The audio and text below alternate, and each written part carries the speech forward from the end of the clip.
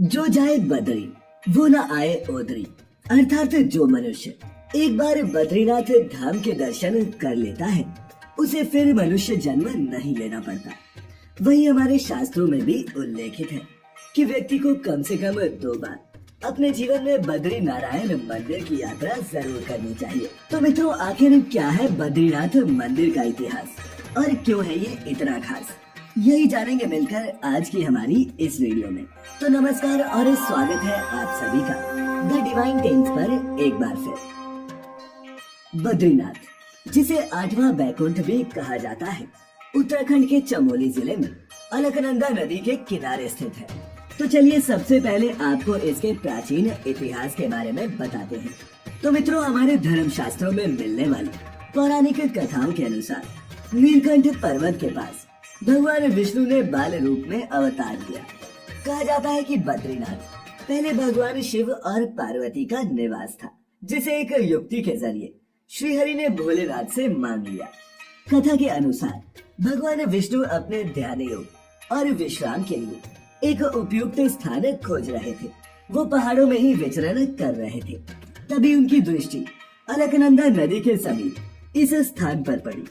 भगवान विष्णु जानते थे कि बद्रीनाथ भोलेनाथ और माता पार्वती का निवास स्थान है। ऐसे में उन्होंने एक युक्ति सोची। जब भगवान शिव और माँ पार्वती भ्रमण के लिए बाहर आए तो उन्होंने अपने द्वार पर एक नन्हे शिशु को रोते हुए देखा। शिशु को रोते देख माता पार्वती की ममता जाग गई और उन्होंने शिशु को चुप कराने के लिए उसे अपनी गोद में उठा लिया। फिर क्या था, देवी पार्वती शिशु को अपने साथ निवास स्थान के अंदर लेकर चली गई और उसे दूध पिलाने लगी। शिशु कुछ ही देर में सो गया, जिसके बाद माँ पार्वती शिशु को वहीं सुलाकर भगवान शिव के नजदीक गर्म झरने में स्नान करने के लिए चली गई। स्नान के बाद जब दोनों लौटे तो उन्होंने देखा कि निवास स्थान का दरवाजा अंदर से बंद था। तब माँ पार्वती ने शिव जी से कहा कि अब हम क्या करें। इस पर शिव जी ने कहा कि ये तुम्हारा बालक है, मैं कुछ नहीं कर सकता और न ही मैं बलपूर्वक ये दरवाजा खोलूंगा। इसके बाद भगवान शिव और माँ पार्वती वो स्थान छोड़कर केदारनाथ चले गए। मित्रों, आपको बता दूं कि ये बालक कोई और नहीं बल्कि भगवान विष्णु ही थे, जिन्होंने इस स्थान को पाने के लिए ये तरकीब लगाई थी। और इस तरह बद्रीनाथ को भगवान विष्णु ने अपना विश्राम स्थान बना लिया। तो चलिए मित्रों, अब ये भी जान लेते हैं कि भगवान विष्णु के इस मंदिर का नाम बद्रीनाथ कैसे पड़ा। तो मित्रों, ये कथा तब की है जब भगवान विष्णु इस स्थान पर विराजमान हो गए थे और वो एक बार ध्यान योग में लीन थे। तभी वहाँ बहुत हिमपात होने लगा। भगवान विष्णु और उनका निवास स्थान बर्फ से पूरी तरह से ढक गया। ये देख माता लक्ष्मी व्याकुल हो गई और तब उन्होंने स्वयं भगवान विष्णु के समीप होकर बेर के वृक्ष का रूप ले लिया, ताकि भगवान विष्णु के ऊपर पड़ रही बर्फ उनके ऊपर गिर सके। सालों तक भगवान विष्णु तपस्या में लीन रहे और जब उनकी तपस्या पूरी हुई तब उन्होंने देखा कि देवी लक्ष्मी बेर का पेड़ बनकर उनके समीप ही खड़ी है और पूरा पेड़ बर्फ से ढका हुआ है। ये देख भगवान विष्णु ने कहा, हे देवी, तुमने भी मेरे ही बराबर तप किया है, तो आज से इस धाम पर तुम्हें भी मेरे साथ पूजा जाएगा।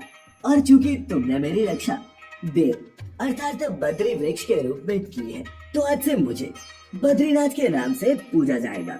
मित्रों, अलकनंदा नदी के बाएं तट पर नर और नारायण नाम की 2 पर्वत श्रेणियों के बीच ये बद्रीनाथ धाम स्थित है, जो भगवान विष्णु को समर्पित है। मंदिर में 3 संरचनाएं हैं, गर्भगृह, दर्शन मंडप और सभा मंडप। वही बद्रीनाथ मंदिर का मुख पत्थरों से बना हुआ है। इसमें धनुषाकार खिड़कियां हैं। चौड़ी सीढ़ियों की मदद से आप मुख्य प्रवेश द्वार तक पहुंच सकते हैं, जिसे सिंह द्वार कहा जाता है। इस द्वार के शीर्ष पर 3 स्वर्ण कलश लगे हैं और छत के मध्य में एक विशाल घंटी लटकी हुई है। अंदर प्रवेश करते ही मंडप दिखता है। एक बड़ा स्तंभों से भरा कमरा है, जो गर्भगृह या फिर मुख्य मंदिर की ओर जाता है। इस कमरे की दीवारों और स्तंभों को जटिल नक्काशी से सजाया गया है। यहाँ पर ये भी बता दें कि इस मंडप में बैठकर ही श्रद्धालु विशेष पूजाएं और आरती आदि करते हैं। इसी सभा मंडप में मंदिर के धर्माधिकारी नायब रावल और वेद पाठी वेदवारों के बैठने का भी स्थान है। वही गर्भगृह की छत शंकुधारी आकार की है। इसके अलावा गर्भगृह में भगवान बद्री नारायण की 1 मीटर लंबी शालिग्राम से निर्मित काले रंग की मूर्ति है, जिसे बद्री वृक्ष के नीचे सोने की चंदवा में रखा गया है। और मित्रों, बद्री नारायण की इस मूर्ति को हिंदुओं द्वारा भगवान विष्णु की 8 स्वयं प्रकट हुई प्रतिमाओं में से एक माना जाता है। इस मूर्ति में भगवान के 4 हाथ हैं। वही मूर्ति के ललाट पर एक हीरा भी जड़ा हुआ है, जो मूर्ति में 4 चांद लगाता है। मान्यता है कि सतयुग तक बद्रीनाथ में श्रद्धालुओं को भगवान विष्णु के साक्षात दर्शन हुआ करते थे। त्रेता युग में यहाँ देवताओं और साधुओं को भगवान ने दर्शन दिए थे। और द्वापर युग में जब भगवान श्री कृष्ण हरि रूप में अवतरित हुए, तो उस समय भगवान ने ये नियम बनाया कि अब से यहाँ मनुष्यों को उनके विग्रह के दर्शन ही होंगे। मान्यता है कि बद्रीनाथ में भगवान शिव को ब्रह्म हत्या के पाप से मुक्ति मिली थी। और इसका गवाह वो स्थान है जिसे आज ब्रह्म कपाल के नाम से जाना जाता है। बता दें कि ब्रह्म कपाल एक ऊंची शिला है, जहाँ पितरों का तर्पण श्राद्ध आदि किया जाता है। माना जाता है कि यहाँ श्राद्ध करने से पितरों को मुक्ति मिलती है। इसके अलावा पुराणों में इस बात का भी उल्लेख मिलता है कि बद्रीनाथ में 6 महीने मनुष्य पूजा करेंगे और 6 महीने देवता। और यही कारण है कि सर्दियों में रावल जी की जगह स्वयं नारद जी इस धाम के मुख्य पुजारी बन जाते हैं। आपको शायद ये जानकर आश्चर्य हो कि बद्रीनाथ के मुख्य पुजारी को कपाट बंद होने के दिन स्त्री रूप धारण करना पड़ता है।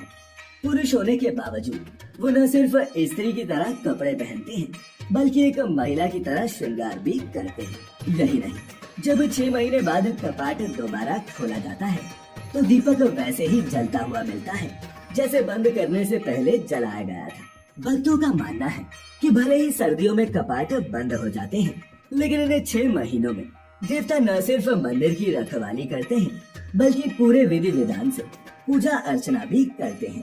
मित्रों, विष्णु पुराण, महाभारत और स्कंद पुराण जैसे कई प्राचीन ग्रंथों में इस मंदिर का उल्लेख मिलता है। 8वीं सदी से पहले आलवार संतों द्वारा रचित नलियर दिव्य प्रबंध में भी इसकी महिमा का वर्णन है।